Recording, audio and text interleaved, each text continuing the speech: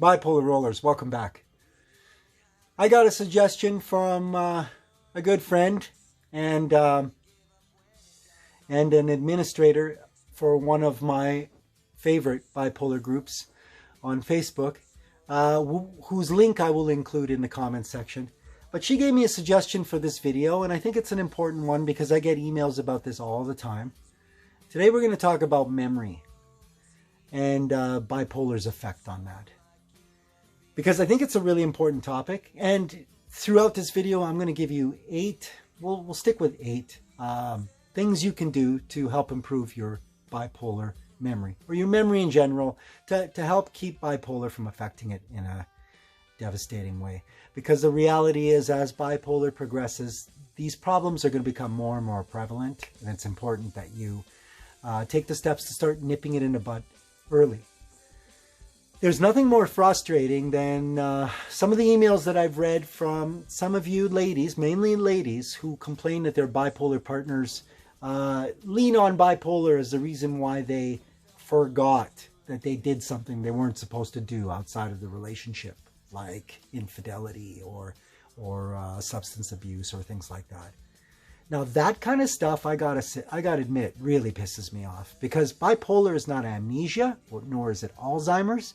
And although you can have troubles with your memory with bipolar, you don't forget that you tripped and fell and accidentally slipped into somebody 18 to 26 times. Give me a break. Bipolar should never be a cop-out, and it really bugs me when people who have this affliction use it as a cop-out for things that they know they shouldn't be doing. I know that memory can be an issue with bipolar. In fact, even just having bipolar can sometimes lead you to use or do certain things that will make your memory even worse, And I understand that. And certain medications that we're on, affect the memory. But like I said, it's not like that friend you had in high school who claimed to black out and didn't realize they were cheating on their girlfriend because they were drinking. It's BS. I don't buy it. You do remember a lot of things, You might forget some fine details, maybe some names of some locations, maybe the sequence of events, but it doesn't black out certain parts of your brain. I am not a believer of that. But granted, I am a bipolar roller, and we're supposed to be holding ourselves accountable for, the stupid things that we do when we have bipolar, and we're supposed to try to prevent them, not put yourself in situations where you would even be in a scenario where you would try to cop out and blame bipolar. It's nonsense. Okay, so I want you to know that the emails that I've been getting from a lot of you, especially you ladies, they've really touched me, and I feel bad that you're in a situation where you're trying to be empathetic to somebody's mental illness, but at the same time not be taken advantage of or become a doormat. You guys too. Bipolar is not an excuse for horrible behavior. It's a condition that I wouldn't recommend people pair up with someone with bipolar who's not taking their bipolar seriously. You're going to have a lot of problems, and they're going to continue, and they're going to get worse. If you do choose a bipolar partner, make sure they're responsible enough to know they have bipolar and want to do something about it. Because if they're in denial, or they think they can just, ignore the problem and it'll go away on its own, then maybe you guys are cut out for each other if you stick around, because it's not going to be an easy road, and chances are good some horrible things are going to happen along the way. So make sure you pick your bipolar partners wisely. Okay, let's talk about some things that you can do to improve your memory, or to stave off some of the memory issues with bipolar, because they do happen. You're going to forget certain things here and there. It might change the sequence of events for you. You might forget names or places. These things tend to get worse over time if you don't do something about it. But I just want to be realistic about it, because it's not amnesia. Okay? The first thing you can do is you need to educate yourself. A lot of times we're not aware of the cognitive issues that we're having, or these problems, until our mood lifts and we're able to think a little more clearly. it's that point where you have to remind yourself to not forget that when your moods drop,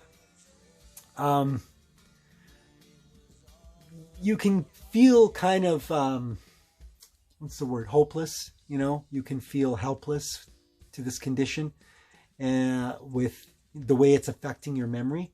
And when we get to that state, we sometimes blame our medication, like, damn, these pills are making me forget so much. And then we stop taking them. It's ridiculous. It's important to educate yourself that there's more to it. And though medication can make your memory worse, keep in mind that the bipolar does have something to do with it. And it's important that we educate ourselves as to how much of an impact bipolar has on that. Okay? Don't just stop taking your medication because you're starting to forget a few things. That's the time when you need some, like a second opinion or some more education. Now, the second thing you can do is to, you have to adjust your medications carefully, okay? Dose-dependent cognitive issues is a real thing. Sometimes the dose of your medication can really affect your memory and the way you're able to verbalize or that sort of thing. So it's important you're on the right dose. And don't try to do this stuff yourself. Get a qualified professional to help you out. Do some research. Again, number one, educate yourself. But yeah, it's important that you realize that the dose of your medication can have an impact on your memory. Now, the third thing that we're on right now is you want to adjust your medications very carefully. Okay? That's the second thing. See? You see what I did there? Okay, for those of you who aren't into the joke, I'm trying to tie in with the whole memory loss thing with bipolar. Sometimes I'm too clever for my own good, and then I have to explain jokes, which makes them not very funny. So, number 3 is actually choose your mood stabilizers carefully. Now, that's really important, okay? Some medication for your moods is really bad for your memory. And there's a long list of them. You can Google them if you like, but some of them have been shown to be really hard on your cognitive abilities. Lamotrigine is something that I was on at one point before I quit out medications altogether. But lamotrigine actually improves your cognitive ability. And in some cases, things like lithium actually help with your verbal skills and that sort of thing. So there are medications out there that have been proven to be very helpful for your memory. So you might want to consider them. I can't say enough good things about lamotrigine, even though I chose to be pharmaceutically free because I don't like to be dependent on those things. It's not for everyone. And if I were to go back on medication, which at some point I might, because bipolar does tend to get worse over the years, lamotrigine is what I would choose because it's fantastic. Lithium comes with its own dangers, and I don't like to have my blood tested all the time for toxicity. So lithium is kind of out for me. But lamotrigine is something that I would recommend for people. Number 4, and I want to try to speed through this because I'm already at the 8-minute mark. Number 4 is lifestyle. God damn, you got to be eating right, sleeping right, exercising. Your diet is so important. There are lots of different foods that are good for memory, easy to research, right? Exercise is great overall for everything. Sleeping, of course, improves your memory. See how bad your memory is with very little sleep. It's pretty shitty. So these are all very important things.